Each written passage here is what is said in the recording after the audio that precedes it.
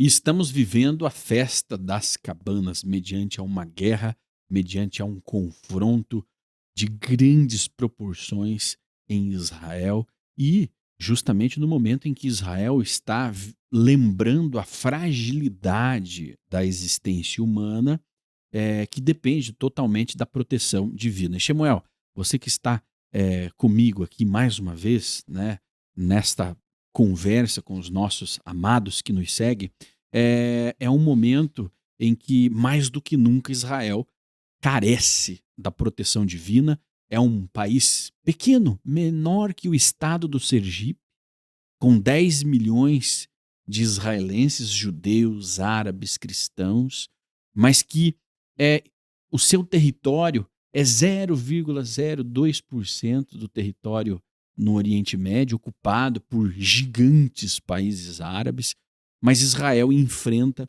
diferentes batalhas em diferentes campos, de diferentes origens e motivos, né, que atacam deliberadamente aquele povo, que só está em pé realmente pelos milagres. Todo dia é um milagre onde milhares de mísseis, bombas são lançadas contra Israel e um escudo invisível protege. Não há, dadas as devidas proporções, né, os cidadãos estão protegidos, eles não raramente são atingidos, né, pelo inimigo.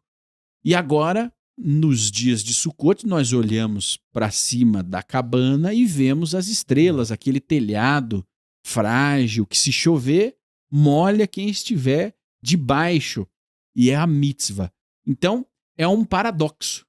No momento em que nós mais precisamos de uma proteção indestrutível, nós estamos vivendo debaixo de tendas extremamente frágeis, Shemuel Não Zaccaria. nos bunkers, né?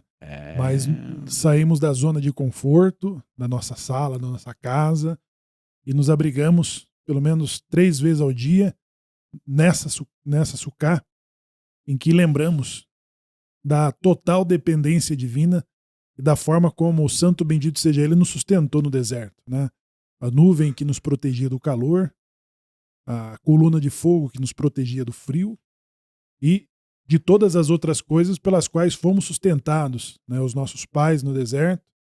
Então, nos colocamos dessa forma, quando saímos da zona de conforto, do aconchego da nossa casa, da sua tela de TV de 75 polegadas, né? O bunker, seja lá o que for, para exatamente nos colocarmos diante da proteção divina. E esse festival de Sukkot que estamos, nós temos a lembrança do encontro do nosso patriarca Yaakov, depois de 21 anos, e que seu irmão Esav prometeu matá-lo sob juramento depois que enterrasse seus pais.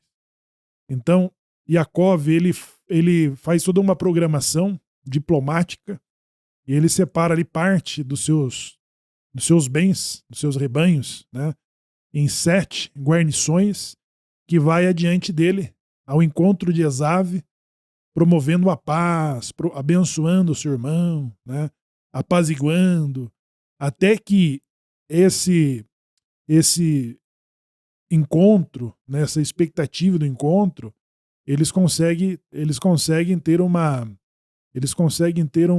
amistosidade, né, ao invés da animosidade com que Esav foi armado com 400 homens ao encontro de Jacob, né? Antes, é claro, nós tivemos o conflito de Jacob com o anjo de Esav, aquém do rio, né?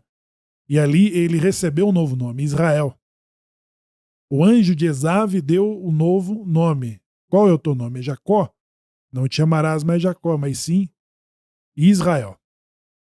Então, hoje, nos dias em que estamos vivendo, completamos um ano do ataque do Hamas dentro das fronteiras israelenses, com mais de 1.400 pessoas, 1.200 pessoas mortas, mais de 250 levadas como cativos para dentro da faixa de Gaza, e nós estamos no momento em que menos de um ano, Israel se tornou o centro das atenções do mundo, da geopolítica, né? E o motivo das reuniões ONU, né? emergenciais da ONU. A Né? ONU está pressionando. Nós tiramos a Rússia da invasão que fez contra a Ucrânia.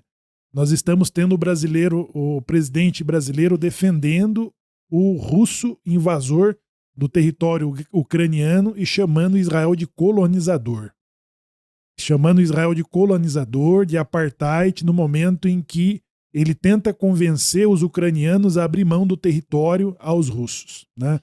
Então, agora Israel, nesse mesmo festival de Sukkot, ele está fazendo aquilo que o nosso patriarca fez. Ele está abençoando uma nação hostil contra ele, dando-lhe parte das suas conquistas, das suas aquisições, e ele está rezando ainda para que Deus abençoe Gog e Magog com chuvas, com prosperidade e com paz. Porque todos os sacrifícios que está acontecendo nos dias intermediários de Sukkot, as orações, as rezas, os sacrifícios que nós lemos no livro de Números, né, para cada uma das leituras especiais que estamos fazendo nesses dias, ele está relacionado aos sacrifícios que Israel faz no Beit HaMikdash, hoje através das rezas e das orações, para que Deus abençoe e julgue favoravelmente Gog e Magog, abençoando com chuvas, abençoando sua produção e abençoando eles com paz. Mesmo no momento em que somos, como povo, e somos, como nação, o centro das atenções. Né? Então, todas as reuniões de emergência da ONU, as resoluções de condenação da ONU, elas são contra Israel. Né? Como de forma desproporcional. O Shimon dimensionou aqui o tamanho do Estado de Israel, né, comparado ao Sergipe, né, mas que a sua repercussão ela incomoda muito, os seus efeitos vão muito além do que a Rússia está fazendo na Ucrânia, muito além do que o massacre que a Turquia faz contra os seus civis. Né? Na África, África. A guerra civil que acontece no Sudão está simplesmente esquecida, né, nesses dias. Agora, Shemuel, esse período justamente em que tudo está se aquecendo é o período de Gog e Magog, né? Em que Gog e Magog é lembrado, a guerra de Gog e Magog. E essa paraxá, a leitura da Haftará, ela nos traz justamente a porção sobre a era da redenção, que tem como porta a guerra de Gog e Magog, o encontro dos grandes inimigos de Israel. E aí você vê já muitos analistas religiosos de profecias direcionando esse papel de Gog e Magog, né, à Rússia, ao Irã, né, como os responsáveis. Hoje a Rússia tem lá 1.500.000, mais ou menos, russos dentro de Israel de dupla cidadania. Mas, ao mesmo tempo, ela manda armas para o Irã, que ataca Israel. Vende armas para o Hezbollah, que ataca Israel.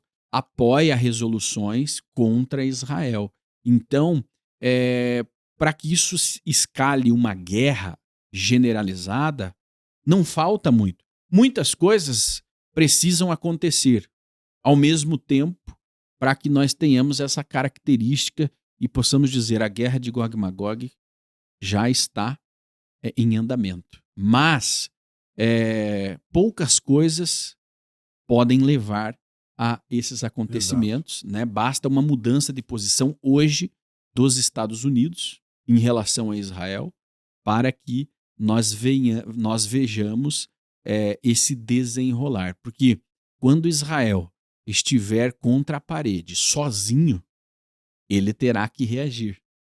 E aí é o momento em que nós viveremos. Agora, muitas pessoas estão dizendo, Shemuel, analistas, especialistas, que essa guerra já começou. Essa profecia já está em andamento. O fato de Israel ser o centro das atenções do universo, do mundo que nós conhecemos, né?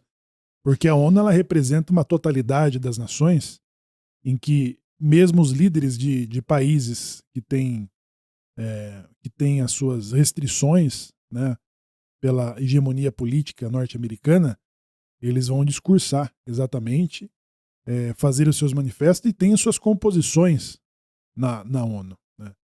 E Israel não iniciou o conflito que está mobilizando a Europa. A Europa está se mobilizando através do maior tratado do Atlântico Norte, que é a OTAN, a uma reação a esse novo eixo, que nós chamamos o eixo do mal, né? Que é a Rússia, a China, Coreia do Norte, Irã.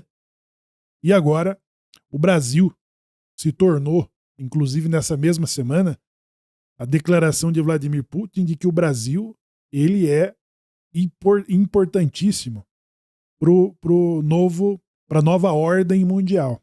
Então essa nova ordem mundial ele está considerando as suas dimensões continentais, suas riquezas naturais, a sua importância regional como a maior potência militar da região da América Latina, né? E, principalmente, ele deixa de ser o parceiro do atual líder da hegemonia, que são os Estados Unidos. Então, é um golpe muito forte que o Vladimir Putin ele quer impor aos Estados Unidos, exatamente trazendo o Brasil para o centro dessa nova ordem, né? Então, nesse sentido, sim, ele tem toda a razão. O Brasil ele se torna muito importante para controlar as regiões da América Latina, tirando exatamente a cobertura de que os Estados Unidos sentia ter na região. Ou seja, e o mesmo presidente do Brasil, que está fazendo o papel de panfleteiro contra Israel, ele está fazendo essa importante campanha. Ele foi o acusador de Israel nos tribunais internacionais como apartheid e genocida, né? A África fez a acusação e o Lula foi a testemunha, né? A testemunha da acusação. Inclusive. Tudo combinado. Então, o mundo ele está preparado, as universidades, as estruturas, né, os governos, as lideranças mundiais, sobre o que Israel está fazendo, sobre a sua pressão e a necessidade de um cessar-fogo para dar tempo para o terrorismo se reorganizar e atacar os seus civis. Quando nós temos um presidente que pega o mapa de Israel aonde não existe mais Israel, né? Existe somente os palestinos. Então as pretensões e o conflito de interesse de Gog e Magog, ele já está na mesa. O G20 vai receber Vladimir Putin de que o Zelensky pediu ao governo brasileiro para prendê-lo. Inclusive o Brasil é signatário dessas leis, né, internacionais. O Brasil é signatário. Será que o Brasil não vai reagir? Será que o Brasil vai trair as suas alianças com o globalismo? Né? Porque essa nova ordem mundial ela não é globalista. Inclusive, né, Samuel, hoje como que se desenha, né, Gog e Magog?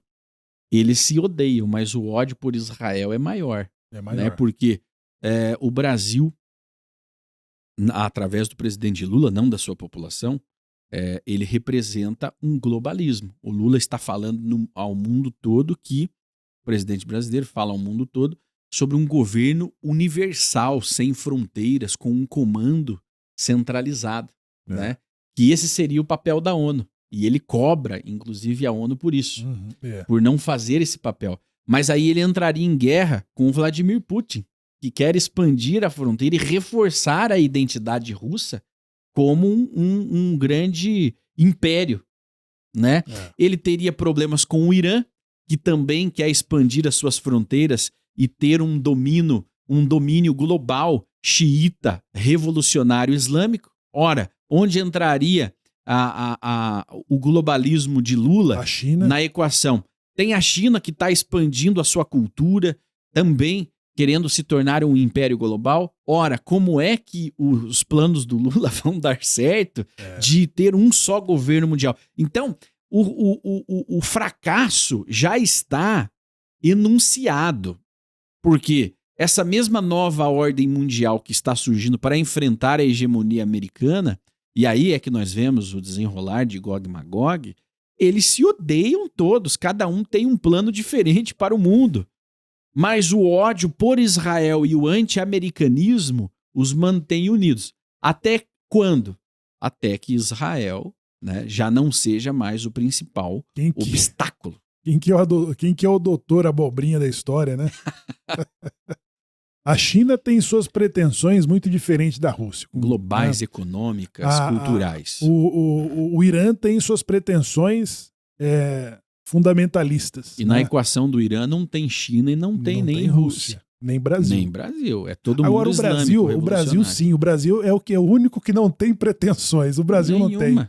O Brasil não é uma potência militar, a não ser na região. Ele só pode ser comparado à Argentina, Venezuela, só. Não é uma potência... Ele não representa uma ameaça para a Rússia. Ele não é uma potência nuclear, né? Ou seja, não tem o poder de dissuasão. E nós somos brasileiros. Eu amo o meu Brasil. Mas o Brasil, nesse papel diplomático, ele sim, se ele souber se posicionar, ele traz equilíbrio para a balança, para a democracia, para a liberdade. Mas ele é o primeiro que sucumbirá nas garras desse eixo do mal. Ele é o primeiro, porque ele é o mais indefeso, né, desses predadores.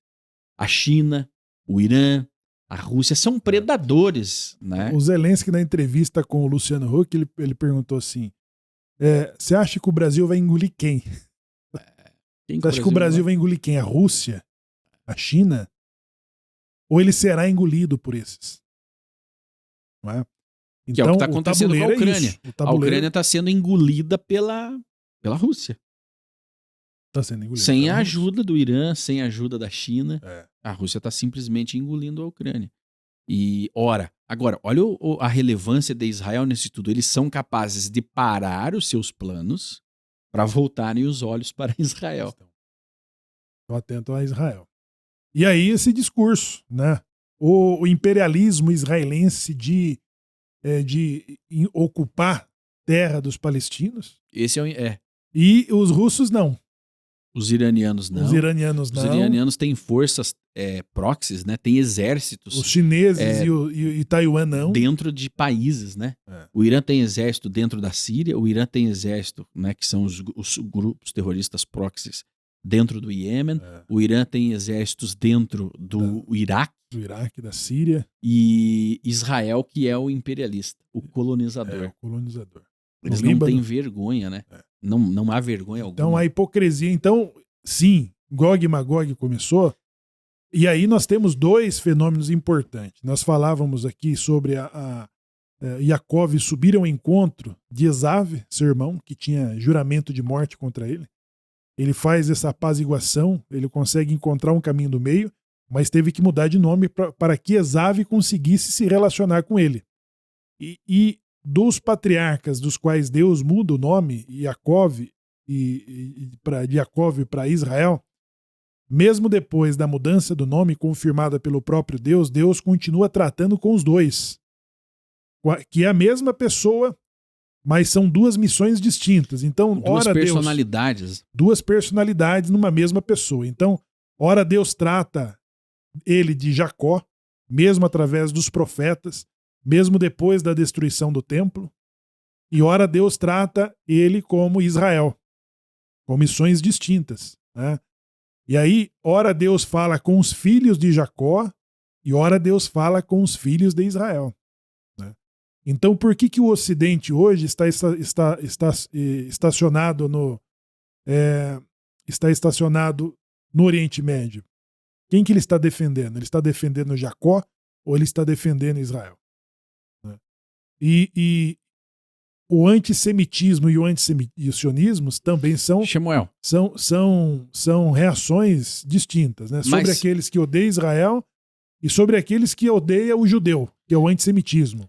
Mas para as milhares de pessoas que nos acompanham entenderem quais são as diferenças dessas duas personalidades, né? Jacó e Israel. Jacó ele recebe Jacó, ele é pai das 12 tribos, né? Então uma é a missão que ele tem dentro de Eretz Israel.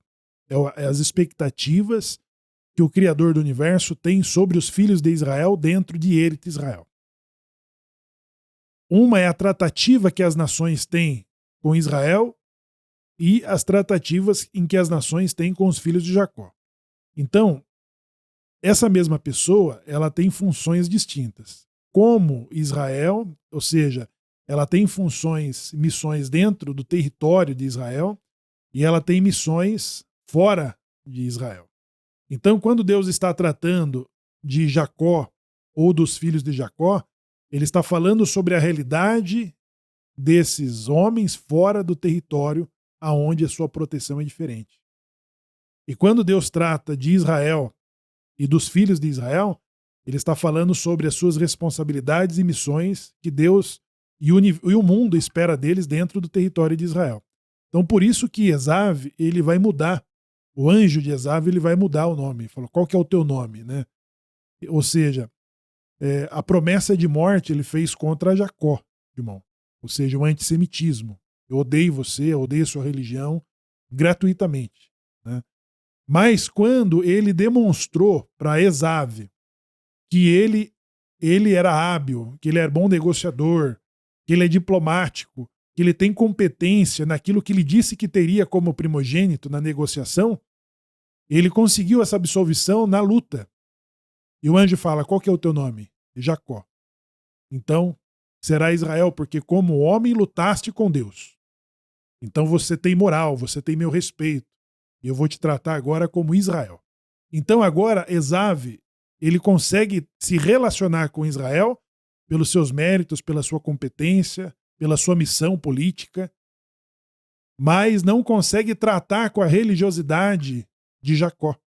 Aquele que vivia em tendas, estudando Torá, rezando, fazendo filantropia. Tem muitos, né? E aí o Esav de hoje, e nós vemos isso acontecendo todos os dias, eles negam a existência desse Israel religioso. Exatamente. Não, esse Israel espiritual não existe mais. Esse Israel que tinha contato com Deus direto não existe mais. Eles sepultaram esse Israel. Eles não querem acreditar que esse Israel ainda está vivo e mais vivo do que nunca. Inclusive, que é isso que mantém que é Jacó que mantém Israel em pé. Em pé. Né? Até hoje, todos os dias, né? Todos os dias nos nossos programas, principalmente naqueles em que nós falamos de Israel, né? Sempre há aquele, não, mas Israel já não existe mais. Foi substituído. Ele não está mais lá. Está amaldiçoado. Ele está amaldiçoado. Eu vi um comentário que me deixou bastante enojado num site de notícias israelense, e alguém disse, está na hora de aposentar o termo sionista. Um jornalista teve coragem de escrever isso. Está na hora de aposentar. Porque o mundo já não aceita mais o sionismo. Mas o que é o sionismo? É a alta determinação de Jacó de continuar existindo e de ter a sua terra. De defender a sua terra a todo custo.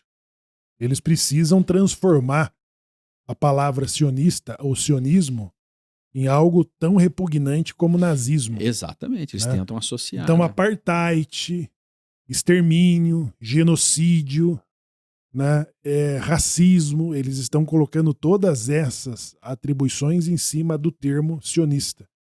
Então, sionismo não é um partido político como foi o nazismo. Sionismo é a alta determinação, conforme o Shimon disse, que ele está falando sobre todos os judeus de direitas, de esquerda, de anarquistas, enfim, de centro, sobre o seu direito de ter o seu território, a sua terra, a sua pátria, seu país. E principalmente sobre aqueles judeus que estão fora da sua pátria. O Brasil não está repatriando os brasileiros ameaçados no Líbano? Israel tem que ter um lugar para repatriar os judeus de qualquer parte do mundo que se sinta ameaçado pelas adversidades do país onde eles estão. Agora, a ocupação desses países, que representam Gog e Magog, é exatamente tirar de Israel, como o presidente do Brasil fez, numa homenagem em que o mapa de Israel não existe mais Israel, que é a afirmação palestina de varrer Israel para o mar, do rio ao mar. Então é sobre isso que enfrentamos. Então o sionismo, eles querem tornar a palavra sionismo como em menos de uma geração. Quando você falar nazismo e sionismo, eles querem trazer a mesma equiparação. E aí começa um lobby internacional, principalmente toda vez que a gente fala de política, né, muitas pessoas arrepiam. Lá vão vocês falar de política de novo, mas a política, a ideologia política, ela está envolvida diretamente nesse lobby que odeia o sionismo. Eles odeiam, eles conseguem ter mais ódio do sionismo do que do nazismo. Exatamente. Né? Porque o nazismo está distante, está 70, 80 anos atrás. Né? E o sionismo é a última barreira entre os valores judaicos cristãos que protegem o Ocidente justamente de um globalismo definitivo. Eles minimizam e negam o Holocausto. Negam o Holocausto. Aí eles minimizam o terrorismo. Legitimam Hamas, legitimam Irã, legitimam Hezbollah. Chamam de resistência. Chamam de resistência. Invertem os papéis, chamam Israel de terrorista e o Hezbollah, o Hamas, de resistência. Por quê? Porque Israel representa os valores judaicos cristãos que eles odeiam. E esses valores despertaram, e o Brasil é a maior prova disso.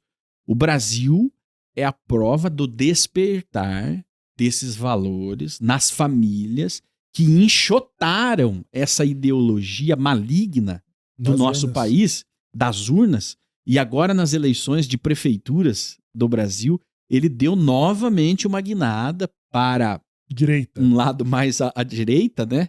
Que é onde estão esses princípios. Que é onde estão hoje esses princípios. Ali. E eles foram enxotados de novo.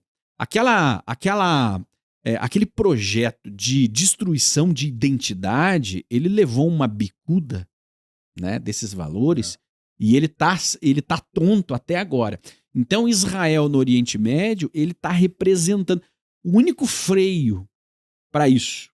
E mal sabem eles que eles servem para Gog e Magog como estopim, como um motivo para uma margem. Veja que cada um tem um motivo diferente. Eles conseguiram aparelhar, Shimon, a igreja. A igreja era o maior empecilho de qualquer programa de domínio global. A igreja. Você tinha que, se você não tivesse a opinião do clero, do Papa, sobre a sua visão de mundo, você tinha uma grande oposição na mão. Então, a União Soviética, a China, eles conseguiram aparelhar a igreja. Né? Com o tempo, eles conseguiram aparelhar a igreja. Então, hoje, o bloco da igreja católica, ela está globalista. Você tem um Papa que está legitimando o totalitarismo que se faz contra a própria igreja deles aqui na Nicarágua. Né? Então, hoje, essa resistência, ela seria maior. Por exemplo, nós esperávamos que a igreja se manifestasse no Natal de 1945, quando o Papa Pio XII ele pronunciaria contra o massacre do extermínio judaico na Europa. Então, toda a comunidade judaica ficou atenta sobre o pronunciamento do Papa Pio XII, que poderia mudar a trajetória do conflito e também do massacre e extermínio judaico que estava acontecendo na Europa. O que o Papa Pio XII fez? Se emitiu. Ele se esquivou. Né? Por quê? Porque ele entrou dentro do programa de extermínio, entregando os judeus à parte da Europa, preservando alguns judeus que estavam dentro do próprio Vaticano, mas ele silenciou sobre o extermínio judaico que estava acontecendo na Europa. Ele como instituição, como representante institucional, né? Vários padres salvaram a vida de muitos judeus, mas a instituição se isentou. Se isentou. Ela se eximiu ela não de quis salvar enfrentar. as vidas. Inclusive o Hitler, a Igreja Católica tinha um partido, o Partido Católico Alemão. Porque a Alemanha ela não era católica, ela era protestante, na sua maioria. E a Igreja Católica tinha um partido católico justamente que reivindicava os direitos católicos. Então houve um acordo antes do Papa Pio XII, que foi o que se isentou, teve o Papa Pio XI, que na ascensão de Hitler deu a permissão para o Partido Católico apoiar a ascensão de Hitler. Hitler não tomou o poder. Não. Ele foi colocado lá. Tornou chanceler. Ele se tornou chanceler, ele foi votado e o Partido Católico votou no Hitler. Bom, essa é a história da Alemanha nazista, esse é o papel da Igreja Católica. Infelizmente, né, nós temos muitos amigos e irmãos católicos que nos acompanham, mas é um fato. E você pode observar hoje o Papa Francisco, ele nivela Israel ao Hamas e ao Hezbollah. Ao Hezbollah. Ele chama Israel de terrorista. Então não mudou. A instituição ela não mudou muito a sua visão. O Papa anterior tinha um certo apreço por Israel, era um Papa mais radical, né? Um Papa da extrema direita, não era? Sim. Chamado o Bento XVI. O Bento XVI tinha uma relação muito próxima com Israel. E ele direcionou a igreja para a aproximação do conservadorismo com Israel. Quando há essa mudança, aí nós começamos a entender, ora, por que esse Papa abdicou? A pressão em cima dele, né? Para onde ele estava levando os interesses do Vaticano? Ora, entra esse Papa e ele afasta totalmente a igreja de Israel e coloca a igreja agora num limbo. Exatamente. E aí, Shimon, o Papa Pio XII, ele conseguiu explicar, porque a revista Veja no ano 2000 ele escreveu a seguinte matéria: o Papa Pio XII foi omisso ou cúmplice do extermínio judaico? A capa da revista, né? E aí na matéria aparece de que o Vaticano não se posicionou porque foi ameaçado pelo governo de Hitler de que bombardearia o Vaticano se ele se pronunciasse em favor dos judeus. Estavam nas mãos lá do maluco lá da Itália, né? Mussolini. Aliado de Hitler, né? Então, bastava também um apertar de um botão. Agora, mas era um motivo perfeito, né? E o Francisco? O Papa Chico, ele não... E então tem um padre, Paulo Ricardo, que ele diz uma coisa importante. Por que os governos não perseguem a Igreja Católica? E só perseguem os protestantes e os crentes? É um padre que está falando isso. Porque os protestantes, eles estão protegendo os princípios judaicos cristãos, que é o conservadorismo. Estão protestando até hoje. Estão protestando. E a Igreja Católica, ela está do lado, ela está aparelhada. É porque a formação da instituição, ela já se deu de forma estatal. Constantino observa todo aquele movimento e fala, opa, peraí, vamos estatizar a religião, e o poder ele será...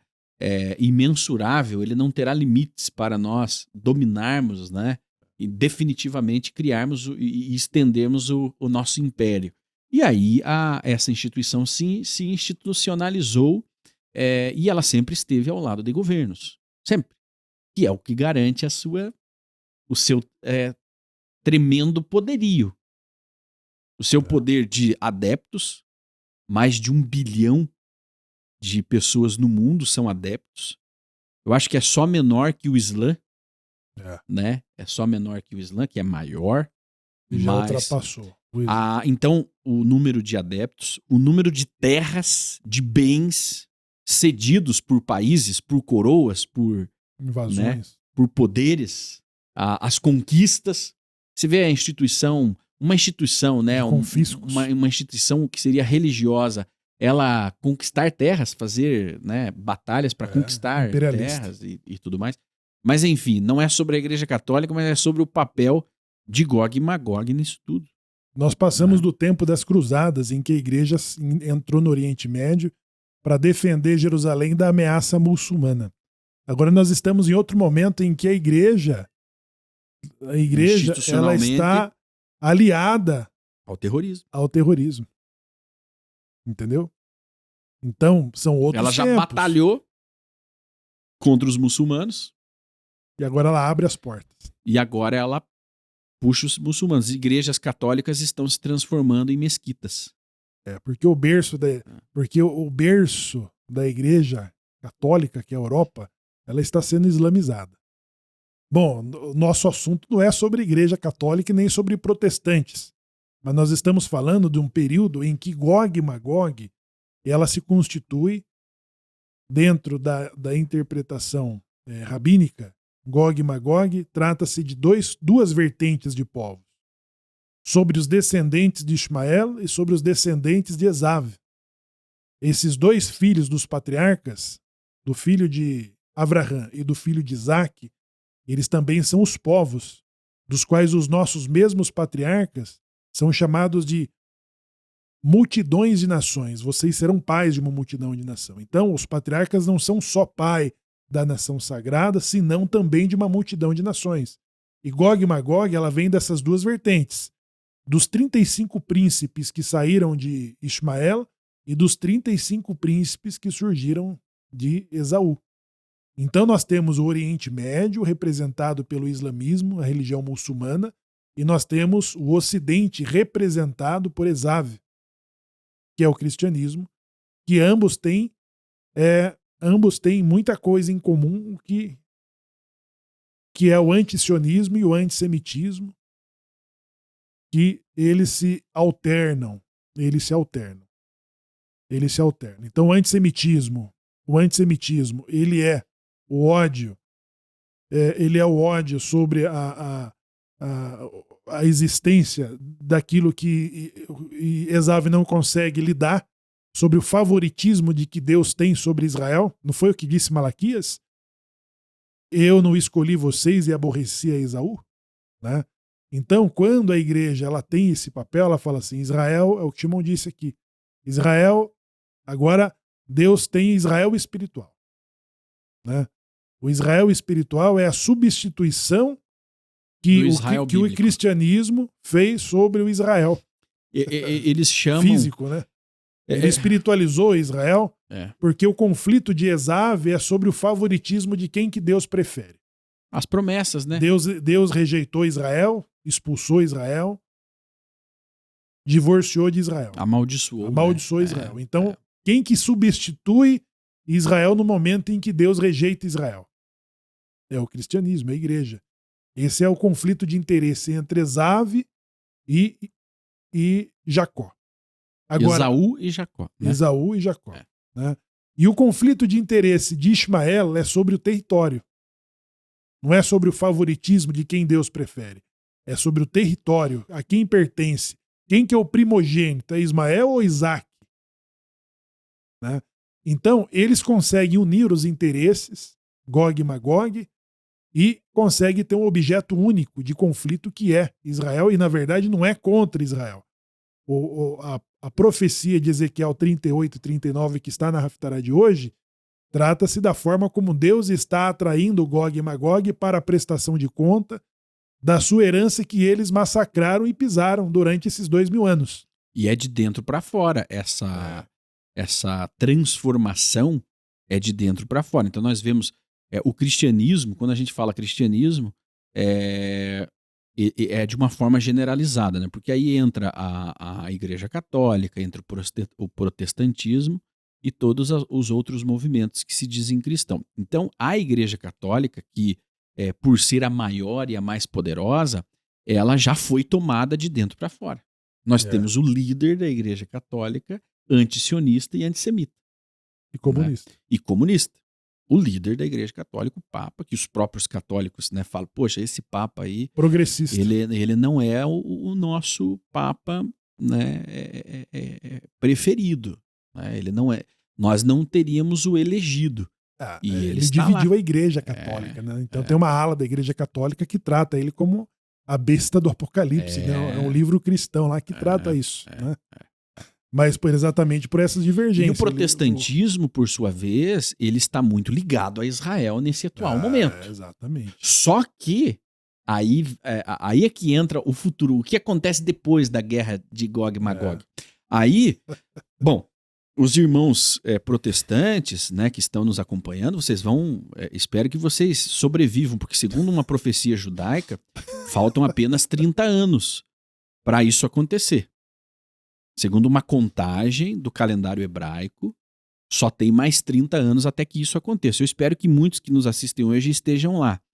Hoje, muitos que amam Israel hoje, que estarão lá e verão uma figura que vai contrariar todo o seu apoio, todo o amor que você tem hoje por Israel. E aí sim, o verdadeiro amor por Israel ele será testado nesse dia. Porque facilmente, né, nós teremos aí uma contradição de tudo que é esperado. Nesses uma dias. frustração. Uma frustração onde surgirá aquele que é chamado de anticristo. E aí, quem será o anticristo? Muitos afirmam que é o Papa, né, os protestantes, que é o Vladimir Putin, que é a China, que é o Irã. Mas e aí, quem será essa figura? Porque aí sim, o mundo estará rachado ao meio. Só que é o seguinte, detalhe, depois da guerra depois da guerra de Gog e Magog, isso ficará evidente, Samuel. Exatamente. Só depois que explodir a bomba nuclear, derreter a metade da população. Que também está nas leituras de Rosh Hamoed e Sukkot. Exatamente. Né? Então nós temos aí, entre essas leituras, estamos falando hoje de Shabbat, Rosh Hamoed e Sukkot. Mas são várias leituras que são feitas entre os dias intermediários de Sukkot, que inclui também isso que o Shimon está falando aqui sobre a profecia de Zacarias 14, né? Que é o conflito das nações contra os interesses divinos. Qual que é os interesses divinos? Zacarias 14 fala sobre o levantamento das nações, sobre a invasão de Jerusalém. Vão invadir Jerusalém. Né? Então, serão atraídos, e aí sim, a profecia de Zacarias diz que naquele dia os pés do Senhor estarão sobre o Monte das Oliveiras, né? E que o homem, estando em pé, sua língua apodrecerá na boca e os seus olhos na órbita, estando ele ainda em pé. Que efeitos são esses? Nós temos o Irã se preparando às pressas para concluir o seu programa nuclear. Por que ele precisa de um programa nuclear? É para ter o poder de dissuasão? Não. O Irã tem pretensões fundamentalistas, extremistas, religiosas, que é de exterminar aquele que não é fiel ao Alcorão, que não é fiel à sua interpretação do Alcorão do movimento xiita. Né? Nós temos aí os Estados Unidos hoje, através da OTAN, de começar os seus ensaios militares nucleares estão começando. A OTAN está fazendo aí esses ensaios, a Rússia e os outros países fazendo essas ameaças, e já se tornou campanha eleitoral nos Estados Unidos, quando o Trump afirma que quem usar primeiro vai se arrepender. E né? A partir do momento que o Irã lança uma bomba nuclear contra Israel, contra qualquer outra nação, todos lançarão. Todos lançarão. Todos se assegurarão da destruição, né, mútua. Né? E o Irã, ele pretende usar. Ele tem uma cegueira no Irã, e a resposta israelense agora vai ditar se realmente nós estamos indo para o caminho dessa guerra. Né? Por exemplo, porque se Israel derruba esse governo que lá está, nós vamos ter um outro rumo no Oriente Médio. De repente nós tenhamos aí mais 30 anos. Os 30 anos necessários para ter... Para fechar ter paz, 600, né? Deixa que Gog 6 mil, Magog, né? 6 mil anos. Fecha 7 mil anos. Para fechar em 7 mil anos, que é onde acontece o sétimo, né? O ano do descanso da terra, Samuel, seria? A Shemitah, Shemitah. Né? Agora, Israel pode destruir toda... Nessa reação israelense, bom, no momento em que nós estamos fazendo essa gravação aqui, ainda Israel não reagiu ao ataque iraniano, e a promessa israelense é mudar o destino do Oriente Médio. De duas, uma. Ou vai piorar, por óbvio, ou nós vamos ter aí um novo momento de paz, o que garantiria aí mais 30 anos desse mundo que nós conhecemos. Né? Tudo pode mudar. Bom, esse é uma introdução, e aí a festa de Sukkot, Samuel, representa o pós-Gog e Magog, que é o momento da redenção. Né? Que é Zacarias 14. É. E diz assim, os que sobrarem. Agora eu quero a opinião do... Nós temos aqui um convidado especial, né? E agora eu quero a opinião dele sobre tudo isso. Ele está aqui exatamente pronto para trazer a sua análise. Então, o profeta Zacarias diz assim, os que restarem do grande conflito, né? Os que restarem, ou seja, os remanescentes das nações, porque até agora, durante 3.300 anos, Deus está falando sobre os remanescentes de Israel, ou seja, de todas as tentativas de extermínio feito contra a nação judaica, isso digo desde o Egito, né, as invasões dos países antes do segundo exílio, o exílio de Israel, o exílio judaico para a Babilônia, a destruição do segundo templo, e depois na diáspora, que são por onde foram espalhados todos os demais judeus, todas as tentativas de extermínio que concluiu com o Holocausto. Então Deus sempre fala sobre remanescente da nação sagrada, os que sobraram. Sabe que eu tenho um avô que ele diz que ele vai ser um remanescente. Um remanescente? Ele acredita que vai ser agora, o remanescente. Agora não. Das agora nações. O profeta Zacarias está tratando sobre o remanescente das nações. Então, diz assim, naqueles dias, o líder das nações, o representante das nações, que não subir de ano em ano para celebrar Sukkot em Jerusalém, sobre o seu país não cairá as bênçãos, senão as maldições que caíram sobre o Egito, e sobre ela não cairá água, e sua produção não vai vingar. E é o cumprimento do que ainda vale, né? Nós temos que subir em Sukkot, peregrinar, para que recebamos as chuvas das nossas produções. Até os dias de Agora, hoje. quem que terá que subir depois da grande batalha? As nações. Porque a nação que não depende de água, vamos supor, olha o Brasil, que é a maior bacia hídrica do mundo, está enfrentando uma seca no norte, nas suas bacias, do Amazonas, do Pantanal, né? A maior crise hídrica que nós estamos enfrentando. Quem diria? Teria que o Lula subir a Jerusalém nesse tempo. Hoje ele estaria lá, levando as ofertas de holocausto, levando, né, uma representação, um agradecimento, uma delegação com o melhor que o Brasil tenha exatamente, que o Brasil produz, o melhor do gado, o melhor da soja, do milho, dos grãos, dos minérios, né, dos minérios, tudo isso para que no próximo ano a safra corra bem.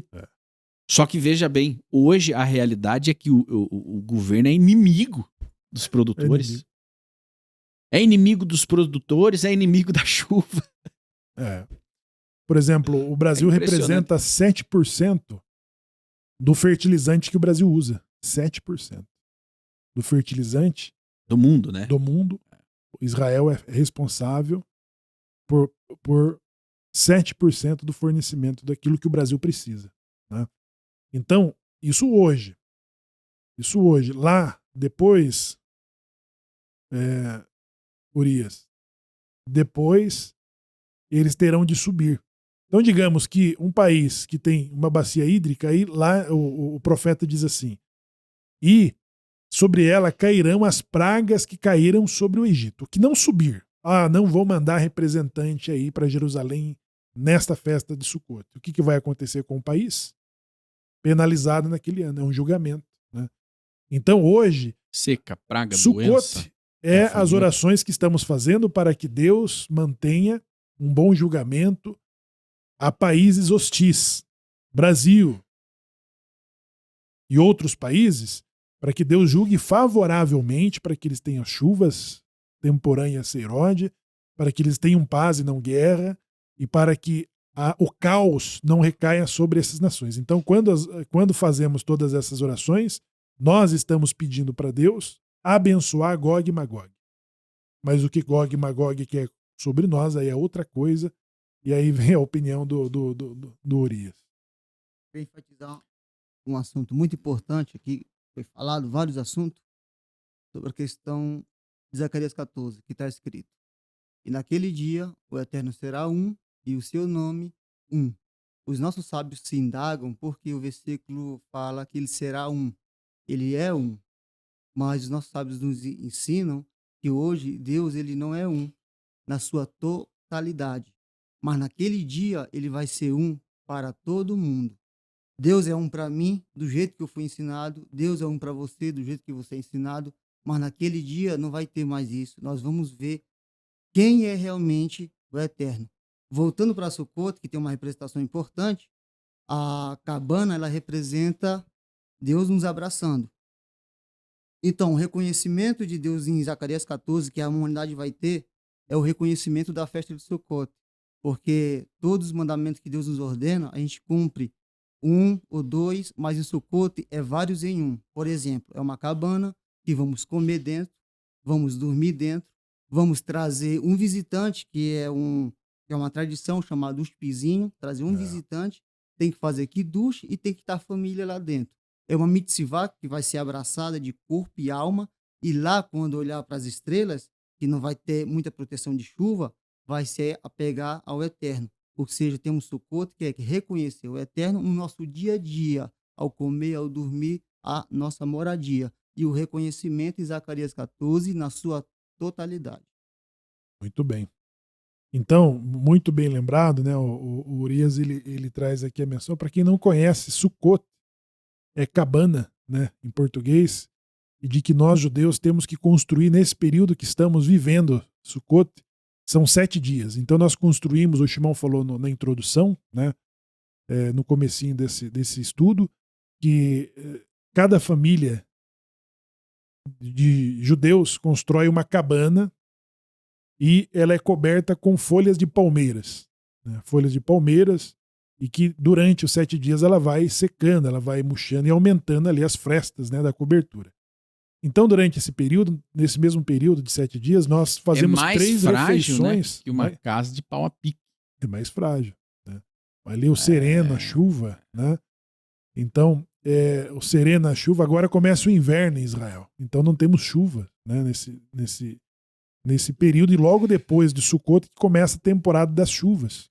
E nós mudamos, inclusive, as orações da Amidá, né, de orvalho para chuvas, né, que é o período que começamos a rezar pelas chuvas no tempo certo.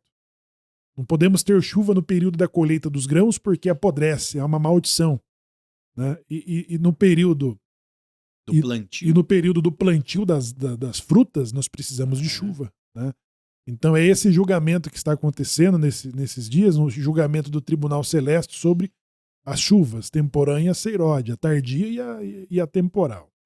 E nesses 7 dias, então, nós fazemos 3 refeições debaixo da nossa cabana, agradecemos a Deus pelo sustento, pela Parnassá Tová, pela nossa saúde, pela nossa família, por ter nos guiado, por ter nos conduzido, e a forma de nós submetermos o nosso subconsciente de que tudo que somos e temos pertence a Deus. Ou seja, a nossa cabana representa de que nós estamos na total dependência da providência divina, né? De que Deus vai nos abençoar com a chuva no tempo certo, o nosso trabalho, o nosso serviço, os nossos rendimentos, e de nós falarmos de forma direta e indireta de que nós nos submetemos à vontade divina, né? Como ele nos protegeu no deserto, como ele nos protegeu em momentos mais hostis, dando todas as provisões necessárias. Israel, os hebreus, que são os nossos antepassados, foram protegidos durante 40 anos, numa terra que não produz, no deserto. Né? Então lá tinha água, pão, carne, a nossa roupa não estragava, os nossos calçados não estragaram, e nós tínhamos uma climatização durante o dia, um aquecimento durante a noite. Então isso é providência divina. Então tudo isso nós lembramos. Né? Então quando nós saímos da nossa zona de conforto, nós deixamos de acreditar de que tudo aquilo é fruto do meu trabalho, se eu não trabalho eu não consigo. Nós deixamos um pouco isso e passamos, né, a conscientizar. tudo que temos e somos é a providência divina que está nos garantindo. Né? Interessante isso daí, porque Jacó, que era Jacó, foi mudado o nome para Israel. É muito interessante a palavra Israel, que é derivada da palavra aquele que lutou. E os nossos sábios dizem que ele venceu. A Torá ensina que ele venceu o anjo, e o anjo pediu para ele soltar ele, vou só você me dá uma bênção. Daí entendemos o que? Aquele que lutou, porque os nossos sábios dizem que o Eterno não colocou aquele que venceu, mas aquele que lutou, porque isso representa a vida de cada ser humano. Nem tudo na vida é vencer, mas lutar é permanente. E entra a guerra que está tendo agora em Israel, e o soldado de Israel faz o Shema, leva tefilim, usa talita, usa kippá. Isso é interessante porque eles estão levando Deus na frente. Isso lembra muito o versículo que quando José do Egito ele vira vice-rei e encontra seus irmãos, e na hora que ele reúne seus irmãos e ele fala, agora eu vou ficar com o mais novo, Judá entra no meio e ele fala assim: escuta, meu senhor. A palavra hebraica é interessante que Tabi Adoni. Adoni é senhor. Bi, no hebraico, quer dizer dentro de mim. Ou seja, o que, que ele disse para o Egito todo, toda a potência do Egito? Bi Adoni, Adoni é derivada da palavra Adonai. Dentro de mim está Deus. Ele peitou contra o Egito com Deus dentro dele. Israel está numa guerra, mas está levando Deus na sua Peitou todo o frente. sistema. E é interessante que Tá Jacó, peitando, né, o sistema. é interessante que Jacó é aquele que lutou com Deus, mas não é que ele lutou contra Deus, ele lutou Deus do lado dele. Com Deus. Deus do lado dele. É isso que representa essa festa, essa guerra. E Deus está com Israel e todos nós. A Muito maldição bem, não é o muito fato bem. de estarmos na guerra. é. A maldição, ela está no momento em que nós fugimos da ameaça ou do inimigo ou do perigo ou do conflito. Né? No caso, nós fomos arrastados para o conflito. E aí nós percebemos mesmo na guerra o fato de lutar com Deus da forma como reagem os nossos inimigos. A reação deles é que demonstra que aquilo que você falou Eles se revoltam. se revolta. É. Que aquilo que você disse lá da fala do profeta Zacarias, né, que está na oração Alein Velken. Né? E naquele dia, um será o Senhor e um será o seu nome. Né? Ele reinará sobre toda a terra. Ele será reconhecido. Então, esse mesmo reconhecimento ele vem da fala do Salmo 91, que é atribuída a Moisés, a Moshe Rabbeinu, que diz assim: 1000 cairão ao teu lado, 10.000 à tua direita, mas somente com os teus olhos olharás e verás a recompensa dos ímpios. Quem que viu isso? Os hebreus no Egito. Né? Os hebreus no Egito enfrentando o sistema, as maldições que caíam sobre os egípcios, ela não representava um dano aos hebreus. Escuridão aos hebreus, escuridão para os egípcios, luz para os hebreus. Água contaminada para os egípcios, água pura para os hebreus. Então é isso. Tão somente com os teus olhos olharás e verás a recompensa do ímpio. Né? E o profeta Zacarias diz assim: outra vez vocês verão a diferença do que serve com o que não serve. De qual distinção que ele está fazendo referência? Também sobre o Egito. Porque Deus fez distinção sobre os hebreus e os egípcios. Deus protegia os hebreus e amaldiçoava os egípcios. Então, quando o profeta Zacarias diz assim, e outra vez, né, ele está falando sobre o tempo futuro, com referência ao que aconteceu no Egito. Vocês verão a diferença do que serve com o que não serve. Então, as nações verão isso. As nações verão, eles reconhecerão Deus pela forma como Israel é protegido meio à hostilidade de Gog e Magog. Não foi Itró ao encontro de Moshe dizendo: verdadeiramente sei que o Deus de Israel está acima de todos os deuses? Era a mesma impressão de que tinha os cananitas e todos os outros países que viram a forma como Deus protegeu os hebreus do caos no Egito.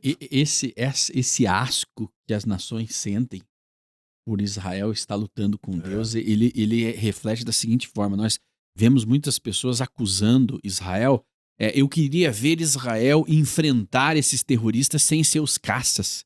Eu queria ver Israel enfrentar os terroristas sem o Iron Dome.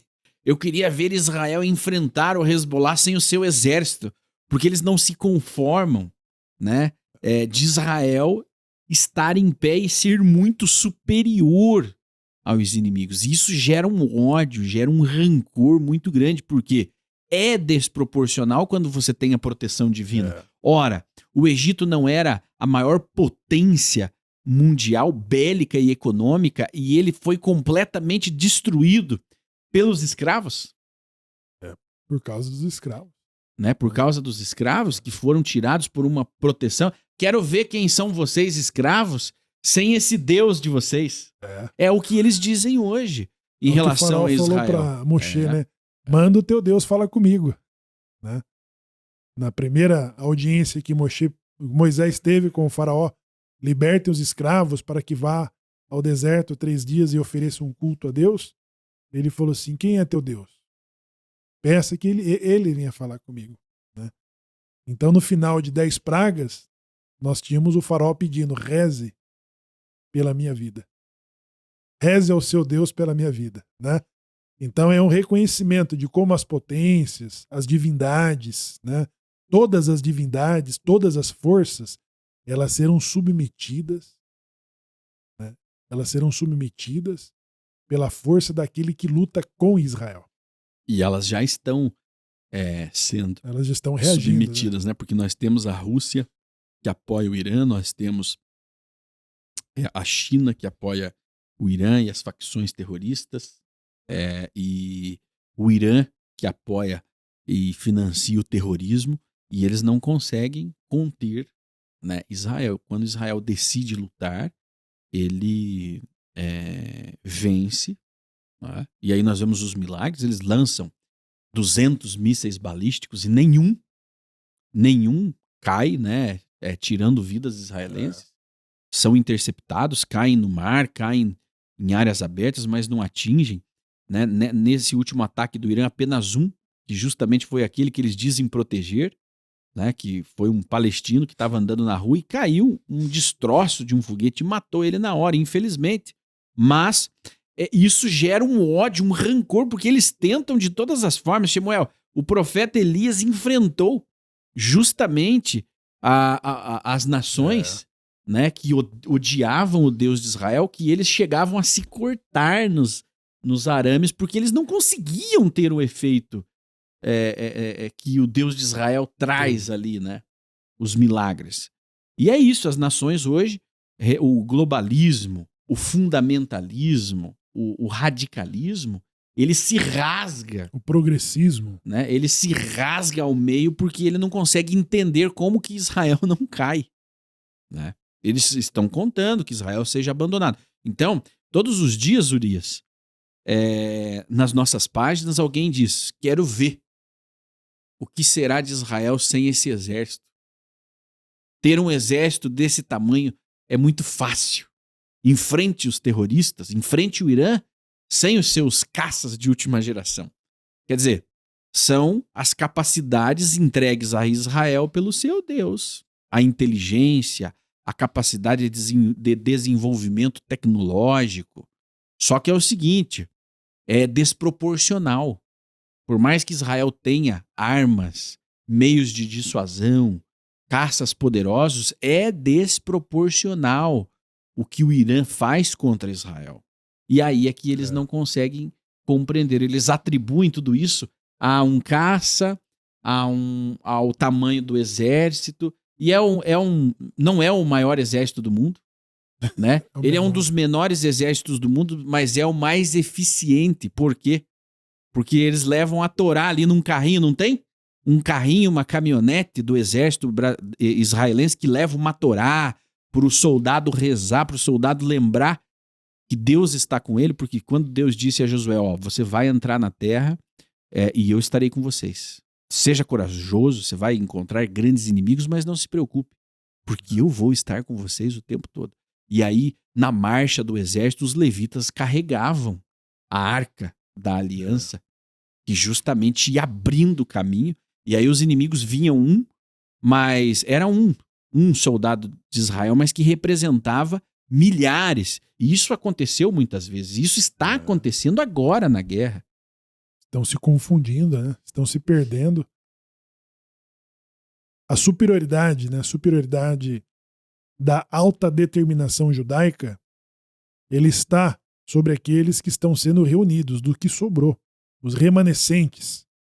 Nós somos os remanescentes, estamos vivendo um período de Geulah, de redenção, estamos sendo reunidos em diversos lugares, de diversos aspectos, uma vez que o nosso cativeiro foi removido, a criação do Estado de Israel.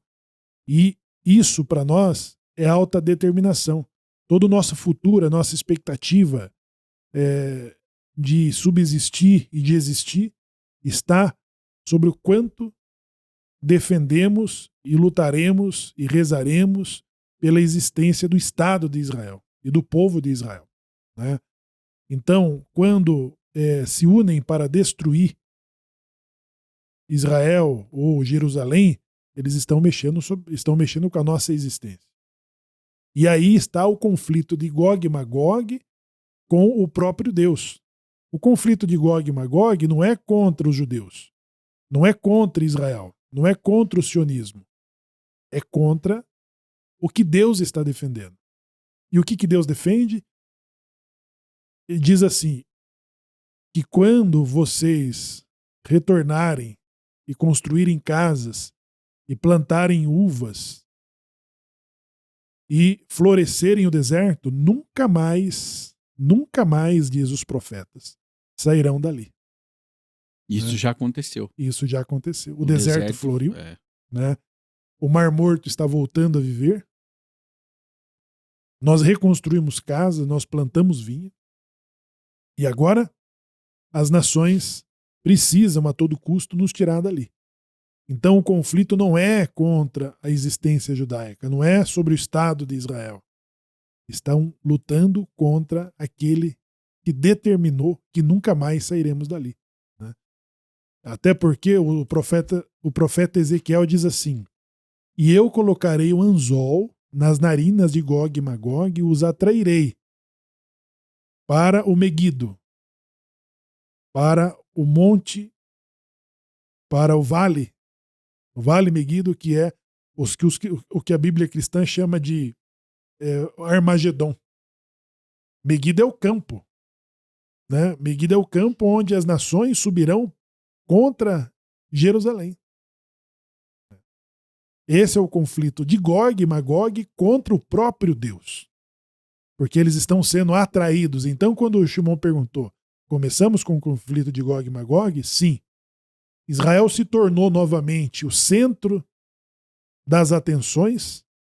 E mais do que nunca, né? E mais do que nunca. Seria esse o gancho nas narinas das nações, né? Esse é o gancho. Esse é o gancho. E o falso profeta atraídas. e a besta, né? Que é uma profecia cristã. Tá aí no teu livro cristão, nós não temos isso.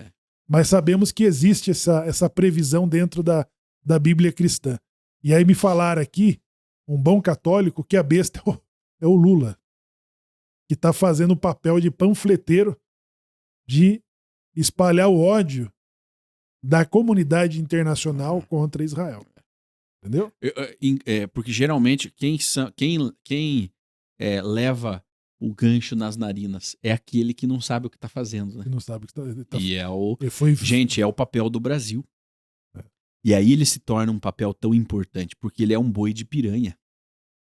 Ele é aquele que é usado para atrair. Ele é uma isca da Rússia, é uma isca da China. Atrair e distrair. Atrair e distrair.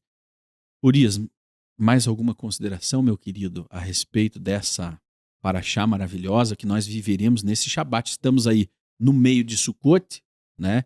Habitando em cabanas e passando por esses momentos que, coincidentemente, né, se dão aí justamente de encontro com a geopolítica internacional. Então é inevitável nós traçarmos aqui os parâmetros da geopolítica internacional que estão ligadas intimamente com as profecias e com a Torá, né? Então é um momento de reflexão e de reaproximação. Corra, corra, porque o tempo está acabando.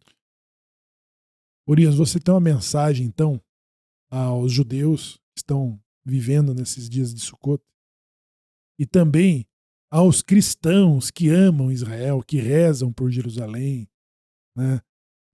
Tem uma mensagem? Um pouco. Diga ali pertinho do microfone, então, Urias. Urias é um iniciante aqui conosco, né? Mas vai estar sempre aqui com vocês agora. Vai lá, meu irmão. Bom, a mensagem de Sukkot para nossos irmãos judeus e para nossos irmãos também cristãos é que, independente de religião ou raça ou cor, o Eterno quer ensinar para todo mundo que quando ele ordena a Israel cumprir o mandamento, que é fazer a cabana, e depois ele diz que todo representante do mundo vão passar a fazer isso, o Eterno está dizendo que a lição de cabanas não é só para as pessoas que estudam a Bíblia ou só para os judeus, mas todas as pessoas que conseguirem ouvir o que essa festa vai trazer para nós. Um exemplo clássico que eu falei, que a cabana representa a nossa casa. E dentro da cabana, o judeu, quando ele faz a cabana, lá ele começa a fazer as rezas, se alimentar com suas famílias, dorme com sua esposa, normalmente, como uma casa. Ou seja, o judaísmo ensina, como nossos sábios nos ensinam, que santificar a nossa vida não é só ligado à religião, mas também ligado ao nosso lar, ao nosso cotidiano. E como foi falado da guerra que está acontecendo, ainda mais nessa festa, como é que eu vou ficar alegre sendo que meu povo está na guerra? E a gente vai ficar alegre porque a gente sabe que o nosso povo não está só. Nosso povo Muito está com o bem. Eterno. E assim é a lição Muito para bem. nós, que o Eterno nos abençoe cada vez mais e que possamos mais trazer o Eterno para dentro da nossa casa, quando nós ir dormir, quando nós ir comer, o Eterno sempre no nosso coração. Como falou Judá, que o Eterno determinou que ele será o leão da tribo de Judá, ele será o que vai enfrentar. Ele falou, Bi Adoni, Deus está dentro de mim. E assim é para cada um de nós. Exatamente. Muito bem. E você que está nos acompanhando, continue aí agora. Nós vamos para as rezas de recebimento deste Shabat, o Kabbalat Shabbat. Continue aí. Foi. Eu fiquei olhando para cá, porque...